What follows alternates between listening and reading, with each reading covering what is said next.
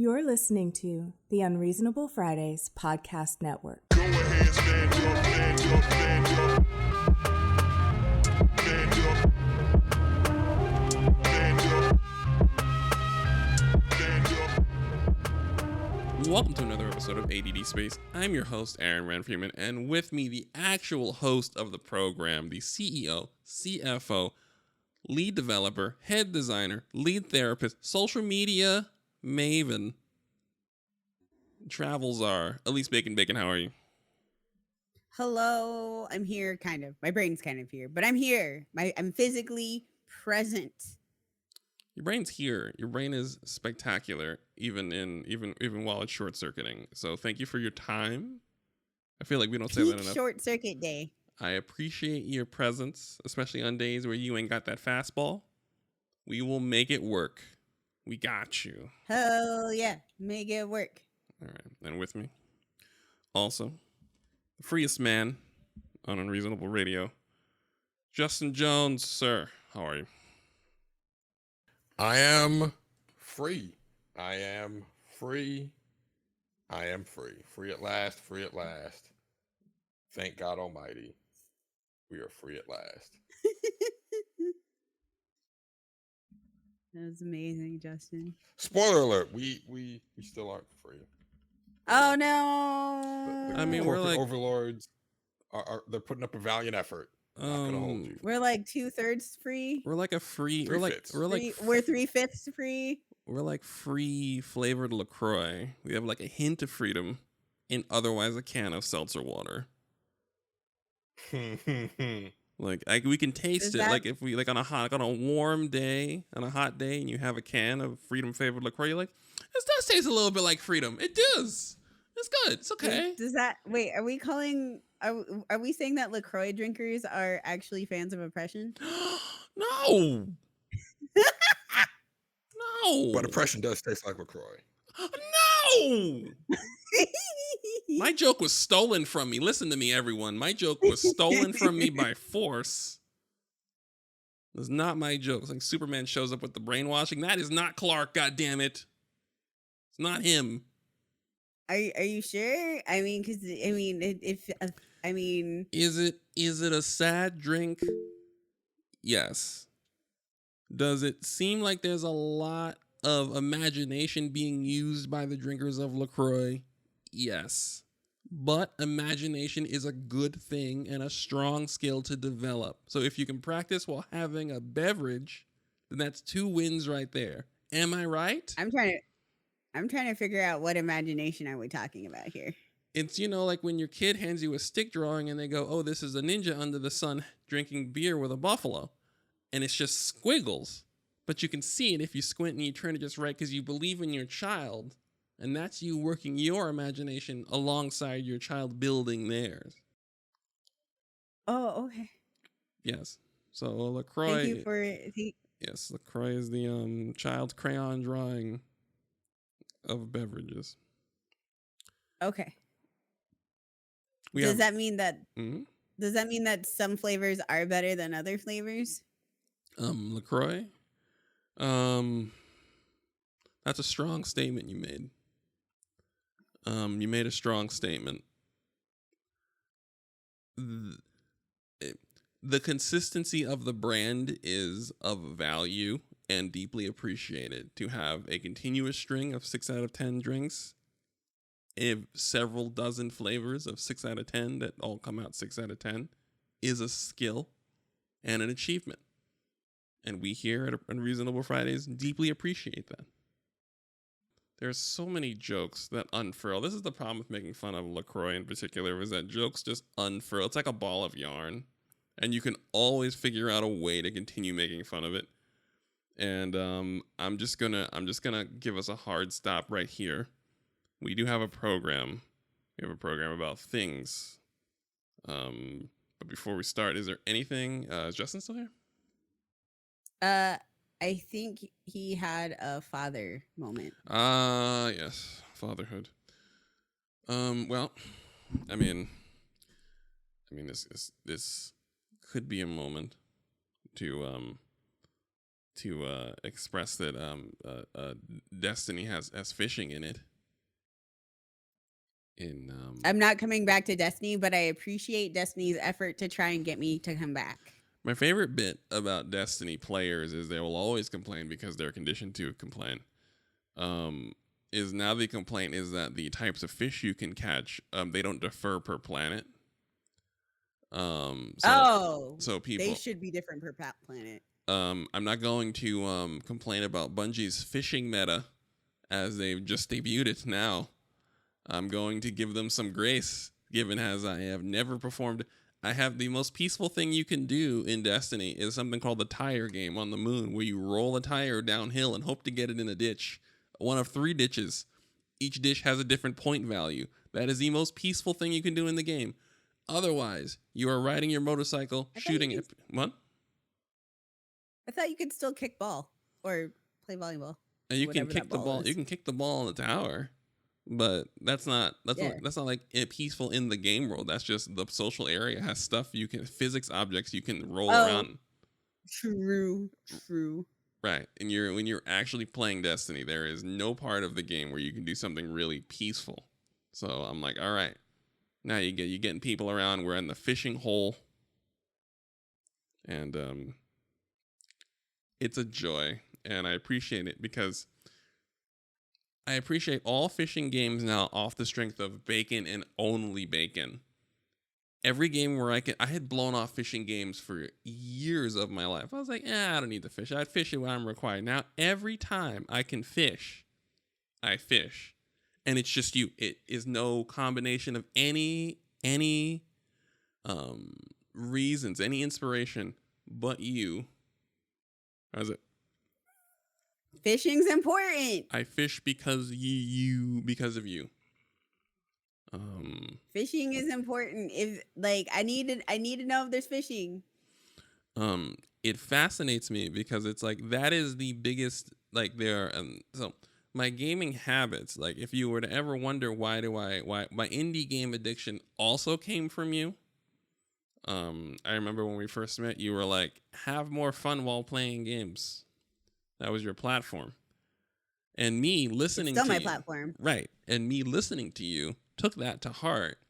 And then I started expanding. And then I was like, I think I like a shit ton of fucking games. And then I wound up resulting in me buying a shit ton of fucking games. No regrets. Important. No regrets. But also when I fish, I think, I wonder. I fish, and it's like the faded image of your head is in the background, smiling down. Whenever I'm fishing in any game, so fishing is an important part of gaming. It's probably like my favorite. If there's a cat or if there's fishing, those are like the 2 important pieces of information I need to know about a game. And if there is fishing in the game, I need to know like how the fishing is. Like there's some games where like there's fishing and it's just not very good. Like I love Potion Permit. That fucking weird ass game that Potion Permit is. It's such a weird game. The game where you're being the drug dealer, yeah. Please continue. Yeah. Where we're dealing. Yeah. But like it's such a fucking weird ass game. And I'm fine with it being a weird ass game, but like, it's got the worst fishing. Like, there's only like 2 fishes that, like, no matter what fish that you catch, it only turns into 2 things. It's like what? It's like crab meat or fish meat. No, it's white meat or pink meat. Like, why? I have questions. Why is it so bad? I wanna have a fishing episode because your ability to critique games fishing mini games is second to none, and I just want to get like a top 5 fishing games and your maybe 3 worst fishing game experiences. And if you, I don't expect, don't do it. What? Can you do this right now? No. I can just say that Potion Permit's pretty up there. Okay. Like, not good. All right. I will keep that. Okay. It's definitely up there in the not good though. I was just like, oh wow, this is just here, but like I still need it. Like I still can't like not fish because like I need it for like other things of value. But like Jesus, it is not good. Uh, So, one last question. but I'll make this list. I will hold you Yeah. to this. One last question. Have you ever played? How many games have you played that have used fishing to do world building? Like, we also. That's so loaded. All right. Well, I'm saying there's two. There's one, that game, The Dredge, where it's like a horror game and a fishing game, and you are continuously fishing while finding only the worst mutants and the worst monstrosities, and learning more about the dark history of the fishing town while continuing to fish. And that one's good. And also that game Unsighted. I don't know if I remember that game about the from the Brazilian. I believe the Brazilian game Unsighted, where you fish, but you only fish for garbage because no one had been alive for fish to be alive. So you fished, and everyone was fishing for garbage, and Like they were fishing like, in the Milwaukee River. "Well, you're from there. I can't talk that. That's local knowledge." I mean, it's gotten better, but no, it's not by much. All right. Also, another game that uses fishing for world building, but you don't notice it unless you actually do the fishing. What? Fire Emblem Three Houses. Oh, yeah, I heard about that. If you actually fish in Fire Emblem Three Houses and read the little lore drops you get from each fish you catch, you learn more about the world through the cuisine. And it's a neat little thing Fire Emblem Three Houses does in building its world. Like, yes, you're experiencing it through these kids, but you're also experiencing it through all the other menial tasks you're doing around to sort of build up everyone's social links. You're also learning more about their cultures, what they value, what they don't value. So it's a pretty clever way to world build using that. all right.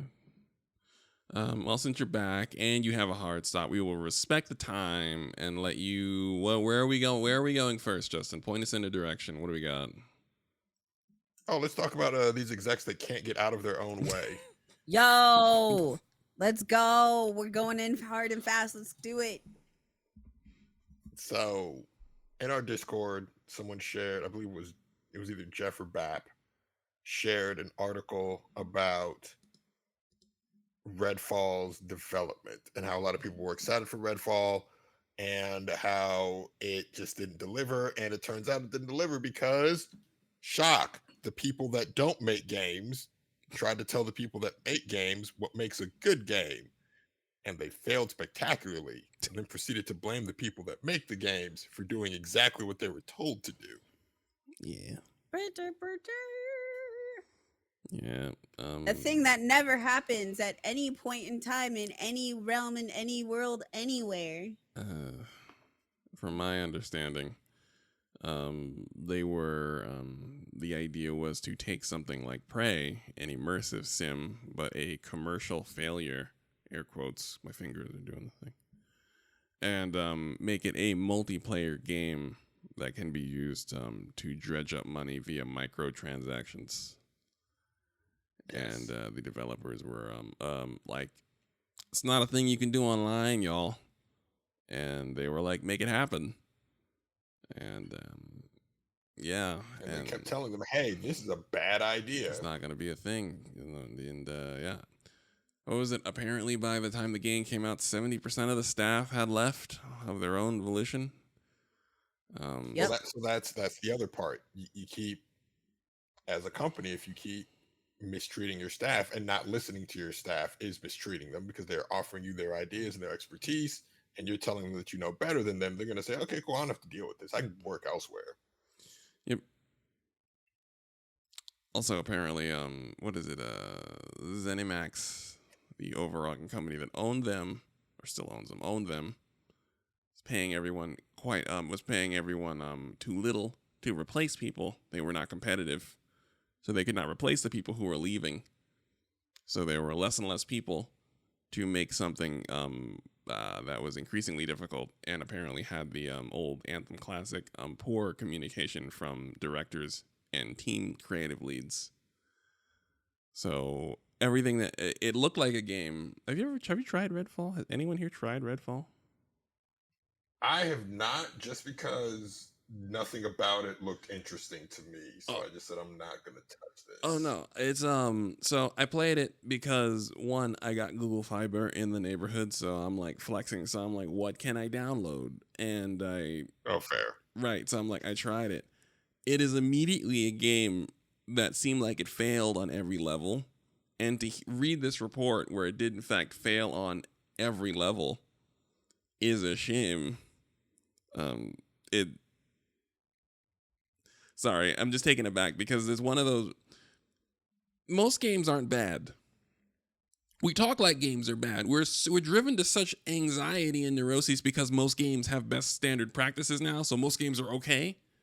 To the point where we don't know what games to buy because there aren't, like when we were younger, there were games that were bad. There were games that were doing things that were funky we didn't agree with that made no sense and therefore became unplayable. Most games are fine. Just personal preference.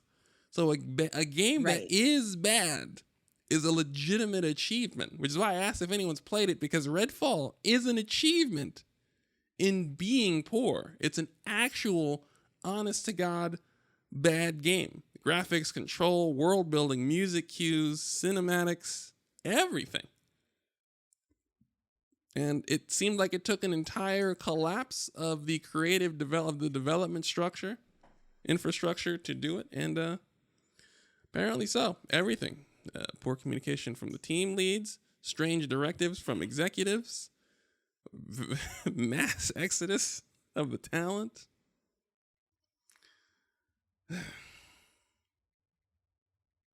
Yeah, it from also like what you were saying about the pay, it sounds like they were kind of notoriously underpaying. Yes. Like Yeah. it wasn't just like, oh, they were underpaying. Like it's well known throughout industry that they lowball their employees. Mhm. So yeah, nobody's Right, nobody's can't not replace gonna people. work for them. And then there's the executive belief that certain genres will sell well. Certain genres are just outliers when they sell well. Immersive sim survival horror games, when they sell millions of copies, like the only people that can sell 1 million copies of a survival horror game are Capcom. Just Capcom. And Right, and that's off of off the strength of Resident Evil, you're gonna say, right? yes, Yeah. yeah, that's exactly what I was Yeah, gonna same say. thing with immersive sims. Dishonored did extremely well for an immersive sim. That's not normal. So you should not bank your financial future on selling 3 million copies of an immersive sim. So I was reading it, it said that Prey was a commercial failure. The I think it was like 2018. Yeah, the game called Prey that had nothing to do with the other game where you're playing as the First Nation person with the space powers. Yeah. But yeah, I'm always confused as to when the executives consider they go barking. That's the thing that always gets me, is they go barking up that tree. Like, we're gonna make something like Dishonored and it's gonna sell millions of copies. You absolutely won't. We're gonna make a survival horror game and it's gonna sell me. It will not. It won't. It won't. Yeah, I always wonder about that too, and I'm like, what's actually considered like a commercial success? Like, I know people are looking at like top dollars compared to like what I guess maybe their best selling games are or what other best selling games are, but like I've always tried. I don't know what the metrics are for this. I read somewhere. Yeah, That, go on, just please.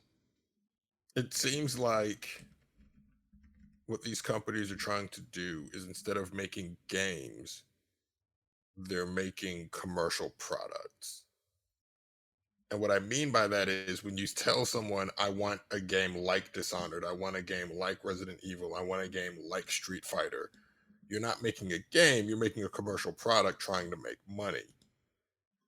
If you want to make a game, if you make a good game, chances are you are going to make money. Just like if you make a good movie, chances are you're going to make money. If you make a good something, you tell a good story, you're going to make money. You're going to be a commercial success.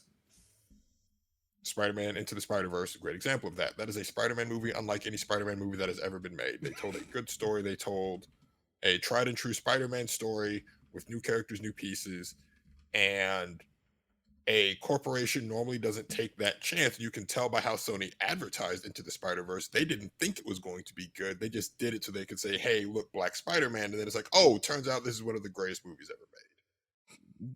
Yeah. By were not- accident. On complete accident.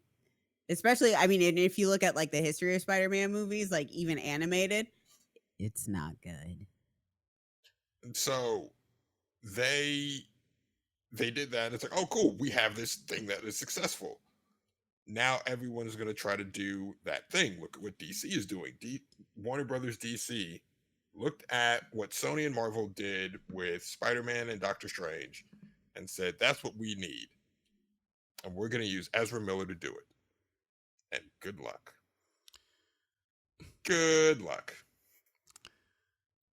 But apparently that movie's so good it's making everybody forget that Ezra Miller's a serial criminal. I have to pass. You know, as a DC fan, do you understand how it's just ironic that as a DC fan who's been wanting a DC movie to be unequivocally good for years now, that the one that seems like it's good, and if nothing else, it seems like it would be entertaining because Michael Keaton is the best Batman, and the fact that they're letting him be short, but fucking the best Batman, everything look like it's going to be enjoyable, even if it's a 7 out of 10 movie, and it's a hard pass because Ezra Miller was a whole ass menace.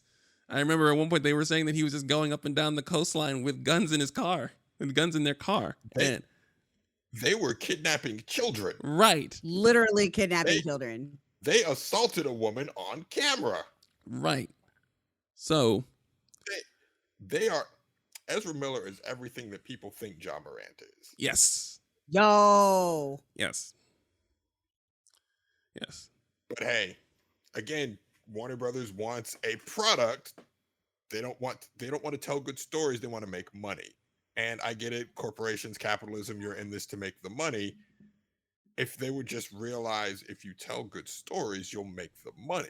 It's like all those movies in the 80s where the moral of the story is greed is bad, and if you stay true to yourself, you'll end up getting the thing you want anyways. It's like an entire generation looked at Wall Street and saw Gordon Gekko as a how-to manual instead of a cautionary tale.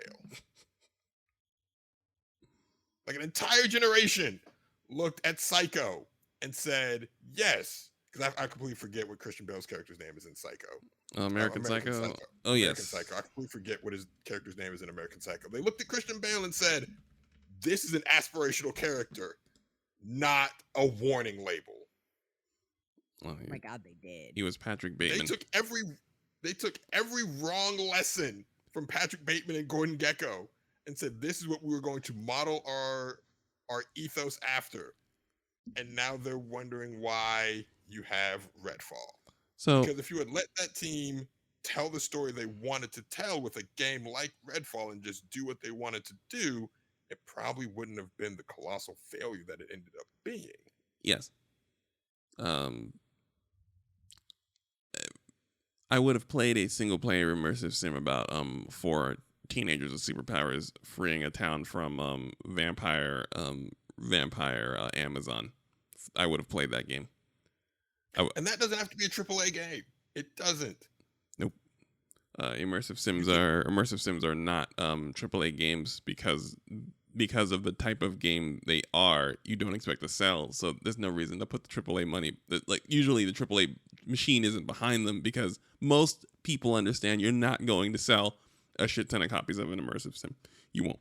Right. The Uncharted is a AAA game. Yes. Right. Do I want to call the new Ratchet and Clank AAA game? 100% a AAA game. Yeah, the new Ratchet, like Spider-Man 2 that is coming out. A AAA game. This is Sony's new business model. Sony's new business model is we're going to crank out AAA games to play on our AAA game machine, and you're going to buy our AAA game machine to play our AAA games. That is their business model. Bro, they are relying so heavily on it, and it's working. I honestly didn't see it working, but hey, good for them. I don't know what it is, but it's like we have, I mean, this is an aside. I'm not going to do, you're talking about something. This is a totally different topic that I will return to, but please continue. Just. No. Go. Veer off into this topic, because if you're going where I think you're going, I can bring it back to this overarching discussion. Okay, so AAA development has been heavily affected by COVID.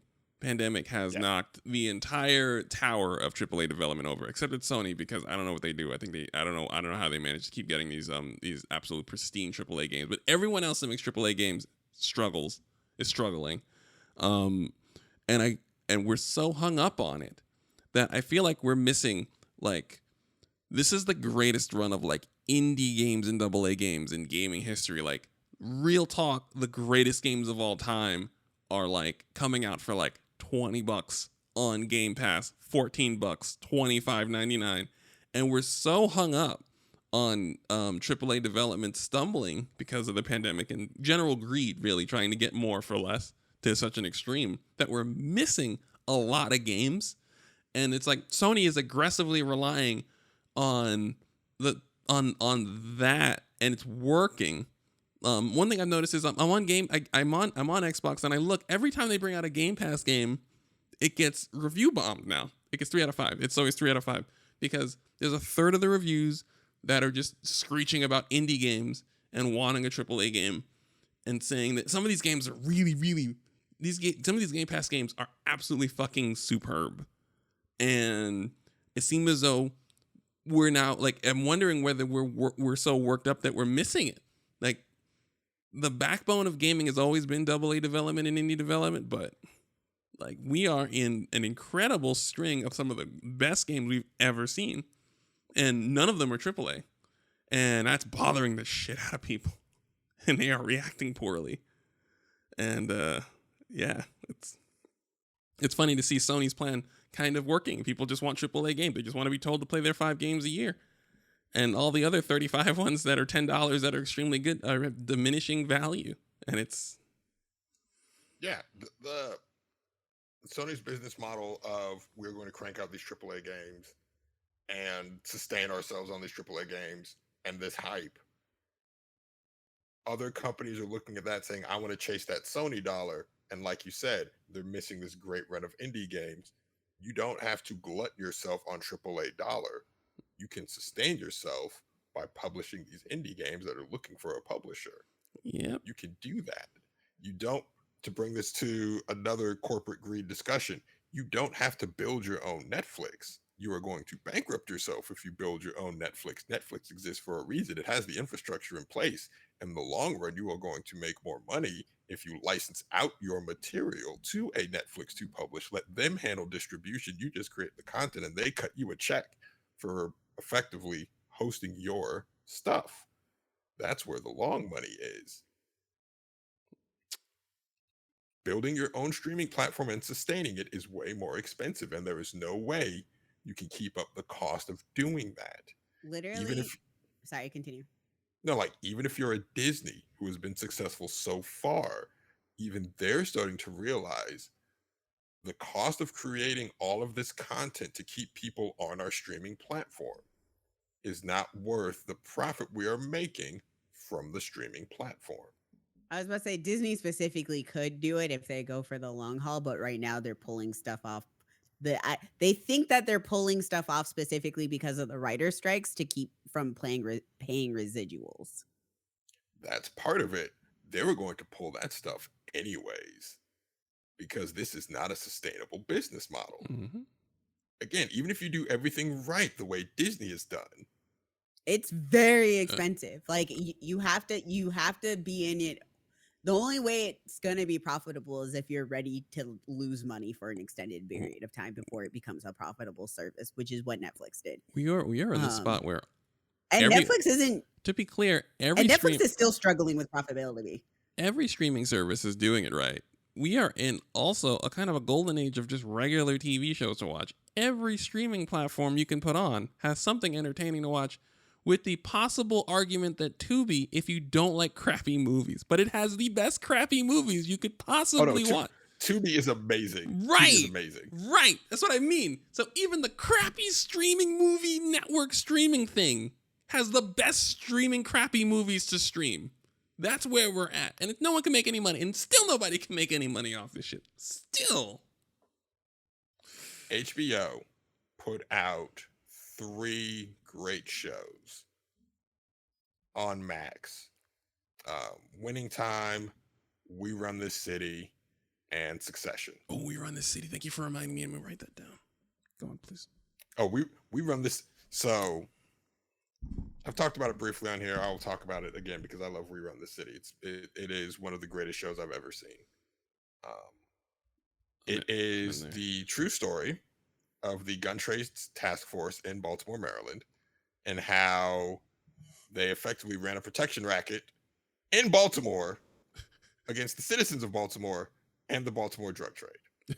So they're effectively extorting the citizenry and the criminals to fund their own, basically to pay themselves. It is a completely wild story. And living here when it happened, like just reading about it in my local paper, I'm like, yo, why is this a national story? This is why this happened in, I want to say this happened 2 years after Freddie Gray died. Freddie Gray was murdered. Because Stephanie was still the mayor.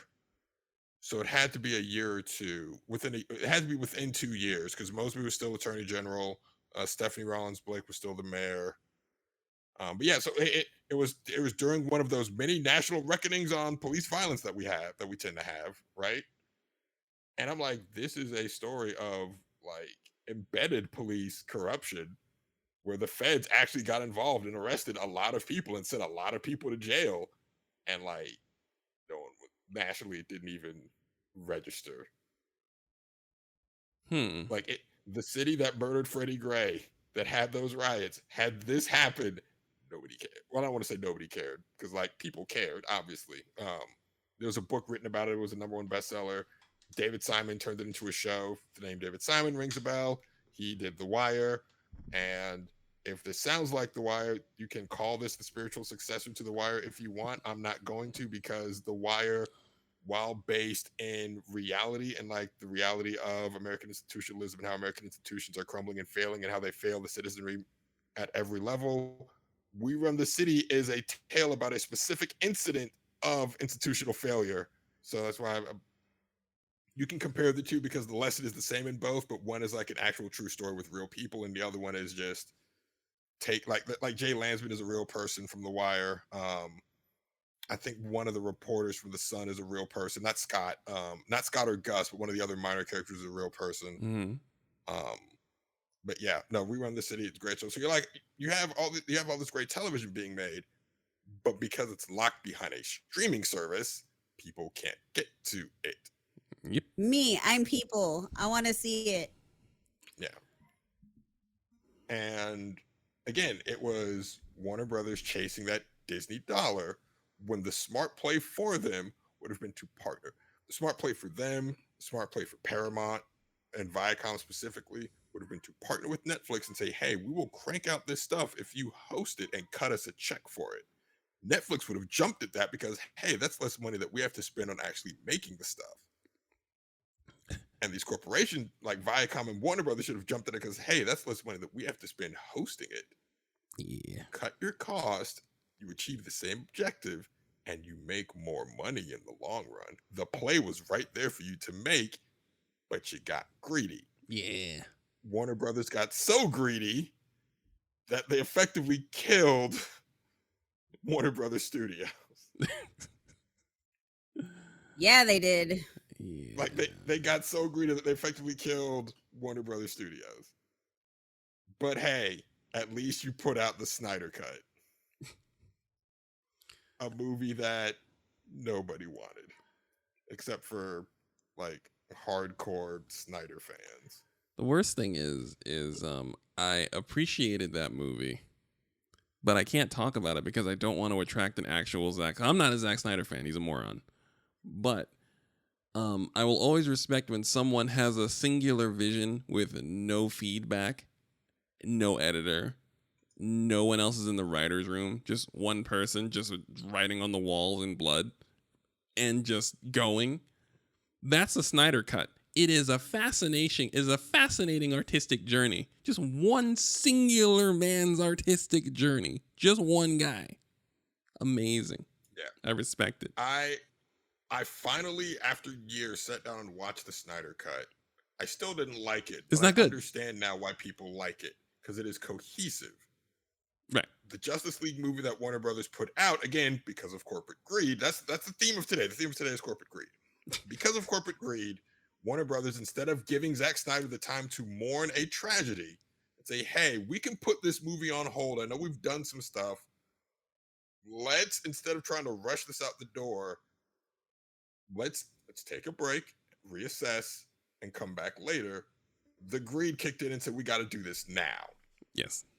So they did it now, and you have the Justice League movie, which is two directors' competing visions of the Justice League. Zack Snyder's vision of the Justice League is Watchmen. Yeah. Again, he looked at if you read Watchmen and you understand Watchmen, Watchmen is not... The moral of Watchmen isn't that Ozymandias was right. The moral of Watchmen is this is what happens if heroes are real people. Yeah. We don't want our heroes to be people. We want our heroes to be better. We don't want Homelander. We want Superman. The reason why Homelander as a character works is because in the back of your mind, you're always comparing him to Superman, the ideal that he could be, instead of the petulant man-child that he is. He is a fascinating character, but that you don't want that to be your hero. Right. You don't want Omni-Man to be your hero. You don't want Injustice Superman to be your Superman. You are fascinated with Injustice Superman because you are fascinated with the concept of a Superman that just says, F it, I will do it myself, and just kills everybody and takes over the planet. That is a fascinating concept to you. But you don't want that to be your Superman.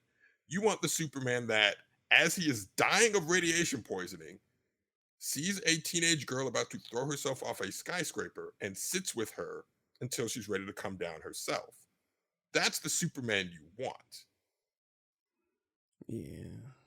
Zack Snyder saw all of that and said, the Superman from All-Star Superman is not relatable. I need to make Superman relatable. And to do that, I will take inspiration from Watchmen to do it. You can see Watchmen throughout all of the Snyder Cut, all of the motifs and themes in his Justice League and his run at DC. It all comes down to, we should not give heroes power. This is what heroes do with power. You can't trust them. Right? Like even the climactic hopeful moment of Man of Steel is he kills Zod amidst all that destruction, and you're like, yeah, you saved the point of Man of Steel is you saved the day, but at what cost? Yes. The point of Batman vs Superman is, again, you save the day, but at what cost? Mm-hmm. That's not a good Superman story. That's also not a good hero story, because like, well, what's the point of saving the day if all it's going to do is just keep costing and costing and costing and costing? Right? Like, there's a way to tell these stories about heroes with unchecked power and how the citizen would feel about that. Like, if that's the vibe he was going for, Dwayne McDuffie, rest in peace, did a much better job of that with his run on Justice League, the Justice League animated show, where it starts off as just typical Justice League adventure. Here's all these cool superheroes. You love them. They're fighting this nebulous thing. It's cool. And then the second season of Justice League Unlimited, it's basically, okay, so how would actual people react to an organization of the world's most powerful beings with a space station above Earth and a laser weapon? What would they actually think about that? And Amanda Waller, when she tells Batman, hey, look at it from our perspective. You are a collection of the single most powerful beings in the universe with a gun pointed down. In an alternate universe, 5 of you took over the planet in 1 hour. Yep. To the point where Batman didn't even bother doing his stealth high-by. He just walked out the front door like, damn, she got a point. I can't even argue that shit. That's the best part about Amanda Waller. Ethically ambiguous, but Not wrong. You, a well-written Amanda Waller, you understand exactly where she's coming from. Yeah, it's very clear where she's coming from. That is one thing Viola Davis oh gosh, she's such a great actress. And she's Listen, perfect. there are two people who saved that fucking movie. Yes. That was Will Smith. Yes. Actually, three. Margot Robbie, Will Smith, and Viola Davis saved that fucking movie. If you remove Jared Leto from that movie in its entirety and restructure that one villain who was the one guy who was on fire. Yeah. It's a great movie if you do that. I mean, they got it right. The next one, the other Suicide Squad, they got it right. Had less of a metal. Because Will Smith would have actually fit in the new one. Will Smith would have fit in the new one. You can swap out Will Smith and Idris Elba and have the exact same movie. The guys still keeping me see it because I love Idris Elba, and I was like, I'm like, they can't replace Will Smith. I'll be unhappy with anybody they replace him with, and then they put Idris Elba, and I'm like, well, you got me. I understand.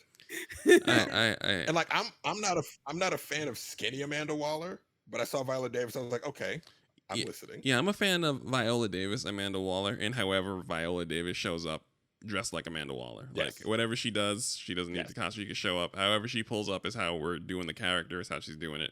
It's how we're doing it today on set. So I agree with you. And wrapping this all back up to Redfall. The story that worked was when they let James Gunn tell his story and they weren't chasing corporate greed. Yes. They could have easily told him, make this Guardians of the Galaxy. And you can see some of the tinges of that there because that's just his artistic styling, but he told a Suicide Squad story. He didn't tell a Guardian story. Yeah. And it worked. It's not hard, guys. Greed in the end will cost you more than just staying true to the art. But AI. In America's defense. I just killed Justin. In America's defense, have we ever received the right message from any of the things we take? And this is one of, now that we have old enough to see multiple generations of Americans grow and develop, have we ever received the right message from any of this shit? Like, we have politicians who took all the wrong messages from, like, G.I. Joe, for example, running the country off the wise teachings of Roadblock and Flint, xenophobic as hell, absolutely short-sighted, no idea how American military anything is supposed to work. We don't know. We've taken the wrong messages from not anything else, just the worst messages throughout entertainment history have been retained by the children and translated into adulthood to make them the worst adults. I think it might be the people.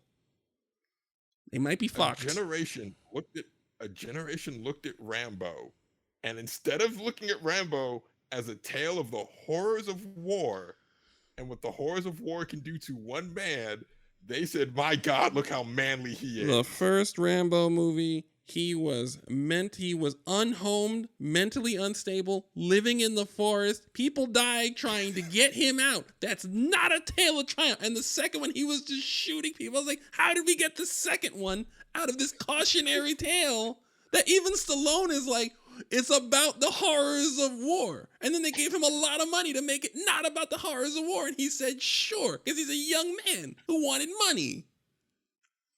Yes. They look at RoboCop, which is a staunch repudiation of authoritarianism and the dangers of AI and institutionalism, and said, hey, we want more of that. You're not supposed to root for RoboCop. That's the point of RoboCop.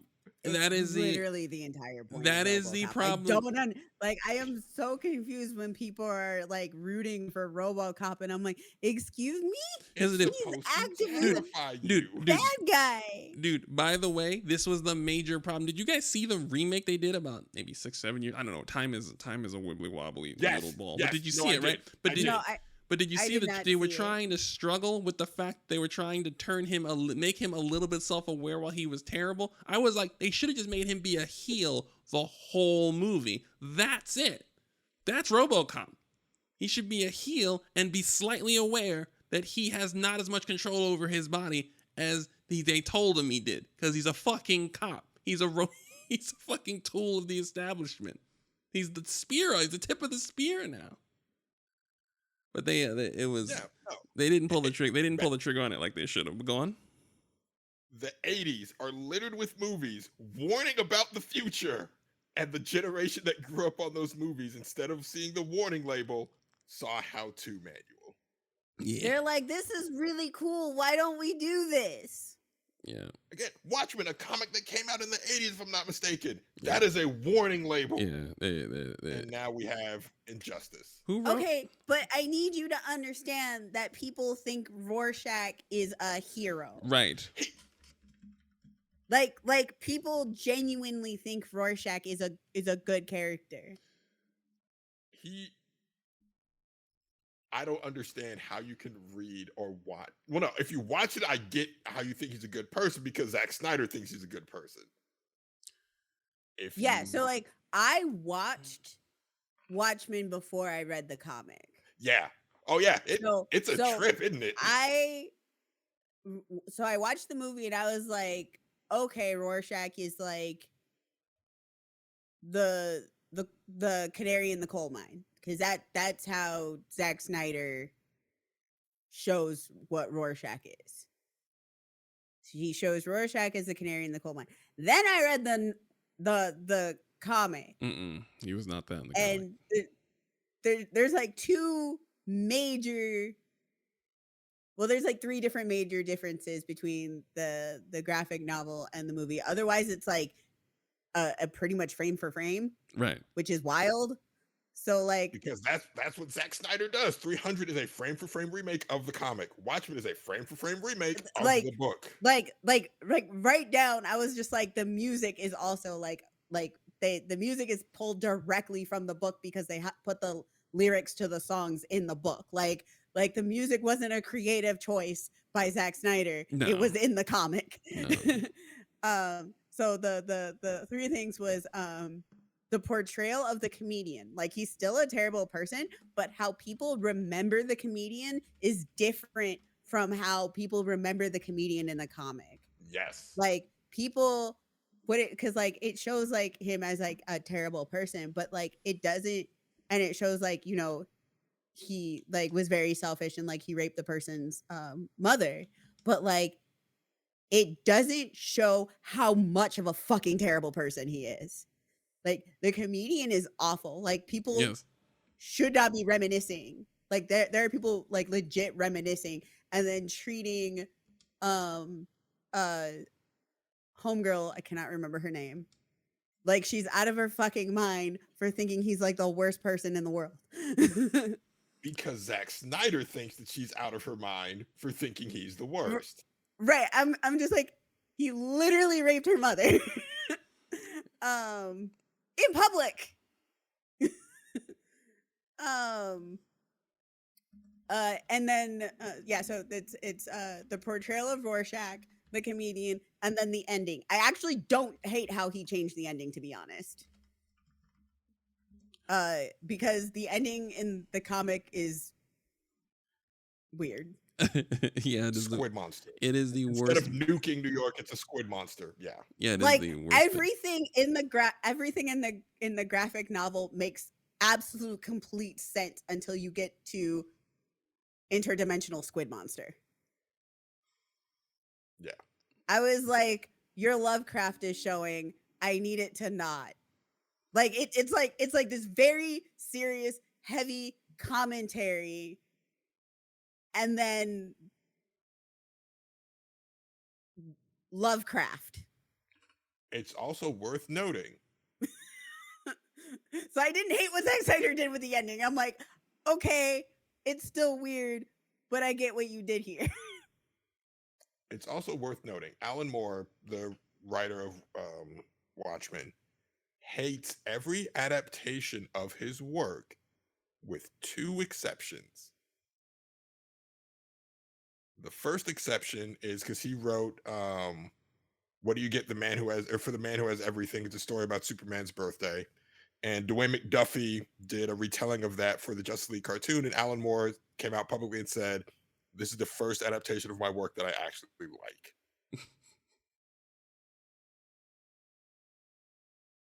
And For the Man Who Has Everything is like one of the best episodes of television put out. Like it's just it's a really compelling story about Superman and what makes Superman Superman. It's really cool. The other thing that he has come out publicly to say that he likes is Regina King's Watchmen, Ooh. because the show Watchmen captures the spirit of what he was trying to do better than the movie. Yeah. Yeah, it does. Yeah, it does. He just hates HBO and like the Warner Brothers. Like there's a whole beef with why he hates the corporation that owns the licenses to his properties, but he likes the show Watchmen. I mean, That should tell you everything you need to know about Watchmen. I mean that show is one of the greatest superhero shows of all time. I think it still might be my favorite one. I think it's my favorite superhero show of all time. Yeah, it is. Yeah. I showed my dad the first episode because he was thinking it was just like straight up sequel to Watchmen, and I said, "You need to watch this. Have I ever steered you wrong with television?" He said, "Fine, I'll watch the first episode." He got to the end of the first episode, and he said, "I can't watch this. This is probably one of the greatest shows ever made. I can't watch this because I know exactly where this is going, and I lived through this, so I can't watch it." That Watchmen TV show is by far like one of the greatest things ever made. Yep. It's so good. Did they get any awards for that? I think Regina King won an award for that program. She should have. I believe so. I'm gonna look it up, but I believe so. But yeah, you can continue. Yeah. No, the twist in why. Oh god. Yeah, she won a prime time. She won a prime time Emmy for, by the way. Excellent. You also can't really talk about it without spoiling the 3 twists in it. It's fine. We're grown. Well, we're grown, but if someone hasn't seen it, because again, HBO this was before streaming. This was pre-streaming. So this was when we were all sitting around when HBO would come on. No, you can stream it because I streamed it. Well, you can stream it now. What I'm saying, it was before HBO put everything behind the paywall. Oh, wait, no, because yeah, I specifically did stream it. Yeah, like you can stream it, but it was before they made like HBO Max and all of that. I think because I do remember like, oh, is it time for Watchmen? Like it was like Insecure. Is it time to? Has it hit Hulu yet? Has it hit? Is it time? Can we all watch it as a family? I do remember that because Watchmen was one of like the last shows that people live tweeted. That's another thing streaming killed. Streaming killed live tweeting shows because you can just watch it at your time. We don't watch shows as a family anymore. Shonda Rhimes owes her entire career to live tweeting because we're all live tweeting Scandal. Not Grey's Anatomy, which, I'll entertain arguments of if that's a better show than Scandal or not. I've never seen Grey's Anatomy. But all of us live tweeting Scandal sort of put Shonda on the map. Because she had Grey's Anatomy, and Grey's Anatomy was killing it. It wasn't until Scandal that it became like Shondaland.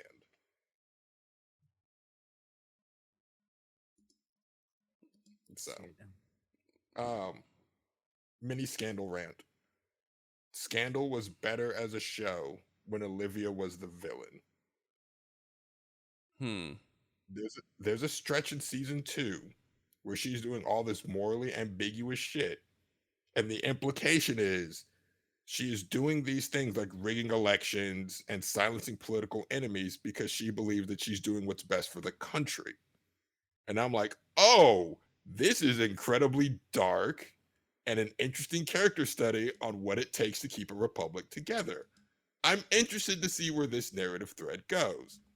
But then they changed it from that to, oh no, she did it because she's in love with the president and doesn't want to see him fail. And I'm like, well, that's not interesting. I liked it better when you were basically Amanda Waller doing whatever it took to keep democracy together because you can't trust people because people are people. That is far more interesting than the man I'm in love with is sad, so I'm going to rig an election because he's sad. not I'm gonna rig election because I didn't get to watch Scandal. The only show that the only like really messy show that I was watching that had Viola Davis in was How to Get Away with Murder. That is also Which incredibly. I think I got through 6 or 7 seasons. Yeah. That show is a train wreck, but it's a train wreck that you can't look away from. It's also like it feels like it's a train wreck by design. No, it absolutely is. It's intentionally a train wreck. Like there is no part of that train wreck that is unintentional. Like I think I can't remember at one point I realized that the show is about how everybody around her is a murderer, but she's the only one who's not murdering, but everybody thinks she's a murderer. Yeah. And I was like, this is both funny and some interesting commentary. And then they had the crossover with Scandal. Like that was. And then I remember the crossover, the crossover episode with Scandal, and that was amazing and hilarious. That show was a mess. I miss messy shows like that, but that one was also a live tweeting one. Yeah.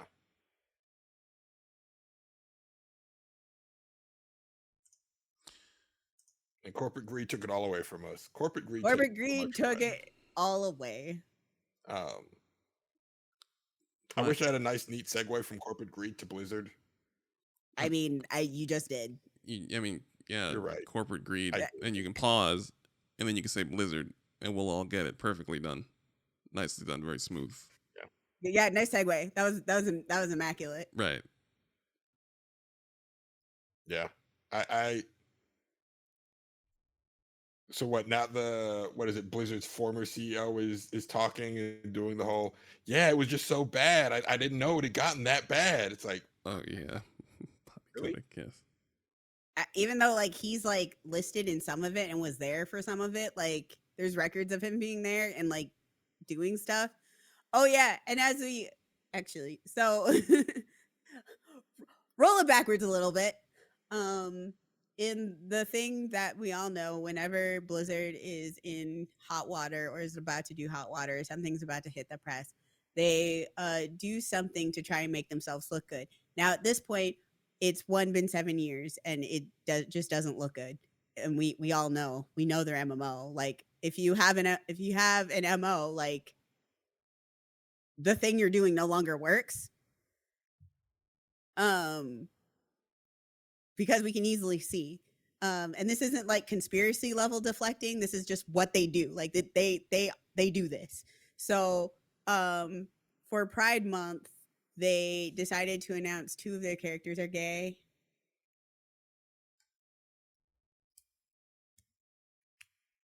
Specifically Farah and Baptiste. Baptiste, I guess, is bi. Farah is lesbian. And from my understanding, the writing on it's really bad. Like really bad. Like they just ham-fisted it in there. Like she just says, I'm a lesbian.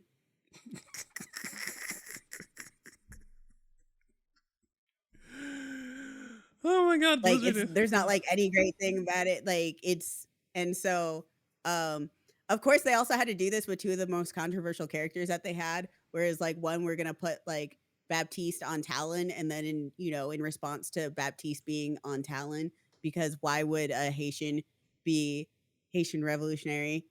Someone who's named for a Haitian revolutionary and from Haiti be in Talon, the cartoon villain terrorist organization. They then had to write this elaborate story on why he's ex-Talon, but he's still part of Talon, like in the roster. Please explain.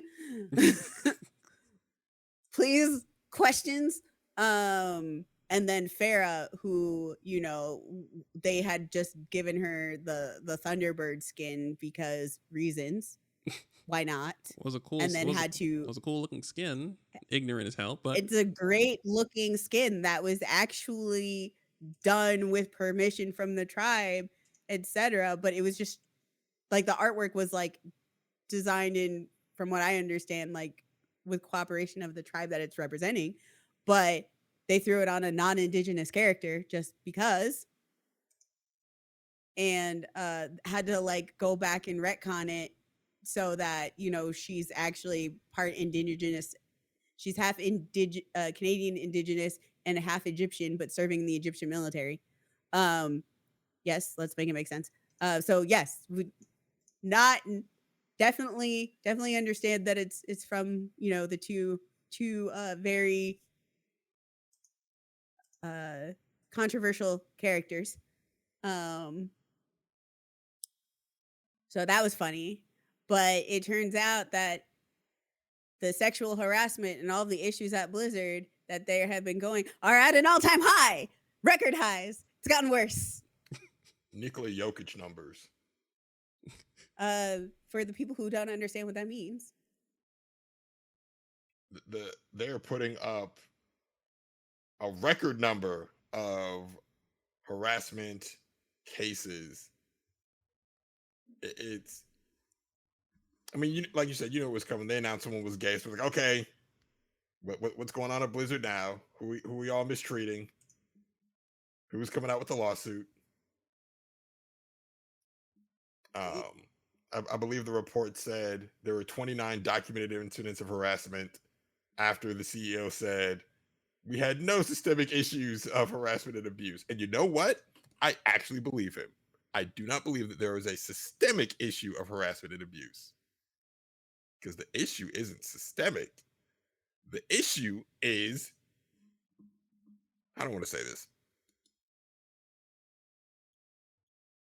Systemic implies that it is the corporate culture to do these things. I do not believe it is the corporate culture to do these things. I believe it is the corporate culture to allow these things to happen. Yep. Right? Because they just don't care. They do not see their employees as people. They see them as tools and means to an end. So if you abuse them, who cares? If you slap your hammer, what does the hammer care? That is when you read these reports, that's the sense you get from Blizzard. They don't care. This mistreatment happens because they don't give they just don't care. Like, police is institutionalized abuse, and I'm not talking about the abuse that they deliver to the community. If you should, the next time one of these police shootings happens, there's always an IA investigation, and those records are made public after a while. You should really read through some of them. They treat us as badly as they treat themselves. Oh yeah. No, it's, listen, they do not treat each other well. Yeah. At all. Like at all. They will shield themselves from public scrutiny, but they will also rob and steal from each other too. They will shoot their colleagues. Oh, and have shot their colleagues. Oh, yeah. They will literally backstab and like shoot their colleagues in the back. Like that is a thing that actually happens. They will also plant evidence to get their colleagues in trouble. Or lose evidence to get their colleagues in trouble. Everything they do to us, they do to the people that they work with. Yeah. So, but yeah, no, this from Bobby's perspective, it's not an institutional issue because we're not mandating that these things are happening. We just allow them to happen on our watch. It's totally different. The person being harassed says, that's a distinction without a difference. I don't care. Make it stop, please. Yeah, basically. And Blizzard's response is, hey, by the way, Farrah's gay. She's a lesbian. Just hands. But did you know she's a lesbian? Can't say anything about us for a month. We got a gay person. Hey, we're gay. Oh yeah, it was great because they came out with like a really, like, for Pride Month, they came out with like, you know, their t-shirt. Blizzard, it's got like all the colors, it's got the trans colors, and I'm just like, if this weren't Blizzard, I'd cop it. It's a cool looking shirt. They can go fuck themselves. Yeah. I mean, and you know, they're also still like aggressively union busting, and I mean, like they're just a terrible company. What else we got about good old Blizzard? I mean, I feel like we've covered I feel like we got Kodak. I'm gonna take some chunks from the episode we didn't put out there. So there's a big chunk about Blizzard in this episode, one way or the other. So I think we've covered all the Blizzard, and I believe let's see what else we have here. It's more than just harassment. Sorry, I was reading through the IGN article that you had posted. It's like it's literally 114 reports of harassment, discrimination, and retaliation. God damn. 100 and yes. I thought it was 29. I didn't know it was up to 114. No. 114 reports of harassment, discrimination, or retaliation filed by employees last year. Out of those incidents, investigators substantiated 29 of them, some of which involved multiple employees. The report was published publicly at the request of stockholders and comes after Kotick claimed in an interview with Variety that Activision Blizzard never had any issues regarding rampant abuse or harassment towards female employees, despite numerous reports saying otherwise in the last 2 years, reports that he deemed, quote, mischaracterizations, unquote. And this is from the IGN. So it's not just harassment either, guys. Not just harassment. We also have retaliation. I knew about the discrimination. I'm sorry. I wasn't like trying to override that. I was specifically like, look at the retaliation. Yeah, no, that's wild. It sounds about right. It well and truly sounds about right. Apparently, the transparency report came after multiple lawsuits were filed since July 2021, including one from the California Department Fair Employment and Housing over allegations of sexual harassment and frat boy culture, which is why several senior developers got fired. I wonder why Variety. And this is the 2021 report. Why did Variety speak to Bobby Kotick at all? Variety. Oh, you don't know. Variety makes questionable decisions all the time. I know, but this is like, there's no way this can work out well at all, out of all the questionable decisions that they make. And it's like, for Bobby Kotick, I'm just sorry. Oh God, for Bobby Kotick, I feel like he paid for it. It's even better because apparently the Wall Street Journal had also, like, after the report, there was a report that Bobby Kotick, as the CEO, had knowledge of the harassment. Mm-hmm. The Wall Street Journal had published a report that, like, was stating about, like, in detail about how the CEO knew about it, but that included, a voicemail where he threatened to have his assistant killed.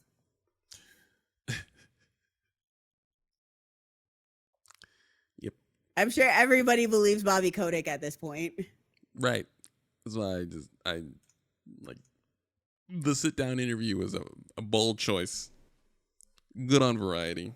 Well, what is Variety here for if not to rehabilitate the image of disgraced CEOs? Right. But how do I put it? Bobby Kotick has no upside and no value at all. You know what I mean? Like, he is a legitimate stain on the shirt of life in such a way that there is no benefit. Like, this worked out perfectly. Then who is Bobby Kotick? What is Bobby Kotick returned to? He was the brain dead CEO of a company that released brain dead products. It's not like there was any creativity there or any cultural value or any cultural cachet. He's famous for being terrible. He's not the mastermind behind anything good ever. That's what I'm wondering. I'm like, usually, like, even if it's somebody troubled, like, I expect Ezra Miller to be sat down, but Variety's going to sit down with Ezra Miller once the Flash movie is released on streaming. And then they're going to explain. Absolutely. Then they're going to explain. But Ezra Miller actually has talent and is interesting.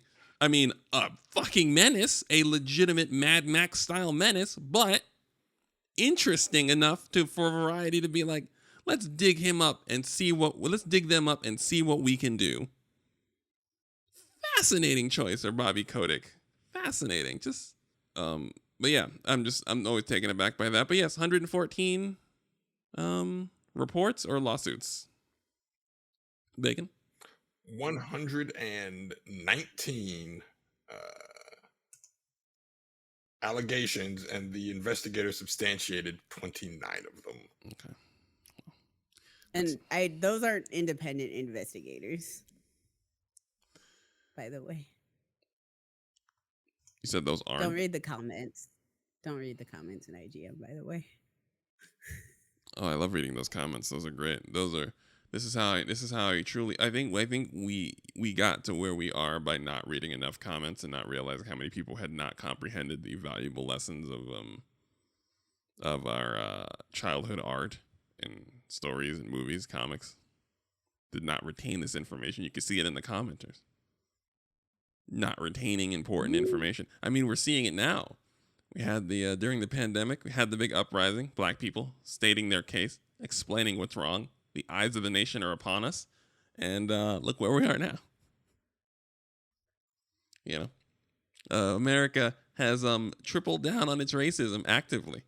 They have responded by being more racist than they would be 10 years ago because black people put their foot down and got the nation's attention for a 6-month period. Yeah. Yeah, actually there's been it's a pretty substantial report where once white people found out that it was marginalized folks who were the most affected by it, they stopped caring about COVID. Mm-hmm. I will never forget. I read that in the Washington Post, where once it started coming out, it was like the third week, and they interviewed this person, and they said, well, you know, things can start getting back to normal. It doesn't really affect the rest of us, so we can get back to our lives. Yes.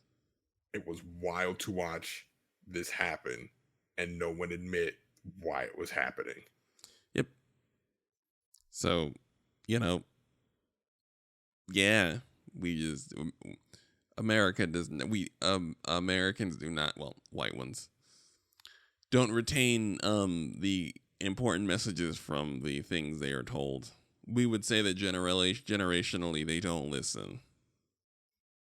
So that's why you gotta teleport in the giant squid. Shake it up, rattle that cage a little bit, shake the table. Just saying. Except we already found out that if there's like an event where all of the world is in danger, oh yeah, we just absolutely. don't care. Oh, absolutely. The only way it would work is if the things that weren't human were actively, like the presence of something bigger than us does not move us. It would have to act like think like the Turian War that kicked off like Mass Effect, that kicked off like the very first interaction with aliens in like the Mass Effect universe. Like if the aliens were shooting at us, then maybe, possibly, sort of, the percentages would go up that we would right the ship a little bit. Other than that, no, we don't listen. We don't retain information. We still got people, like I'm in Texas, we got people back to coughing and sniffling in public places. We're back, baby. We're good. No. That's right. That might be the moral of the story. I think that might be how we call it. That might be how we leave everybody. I think that's it. I'd say we're going to do it. Americans don't listen. Well, certain Americans don't listen. Take the wrong lessons from literally everything. And we have and because there's no recorded history of them retaining the right lessons, we don't know if this is ever going to get any better. So I guess good luck to us. Yeah. Yeah, good luck to us. Go ahead, stand up, man.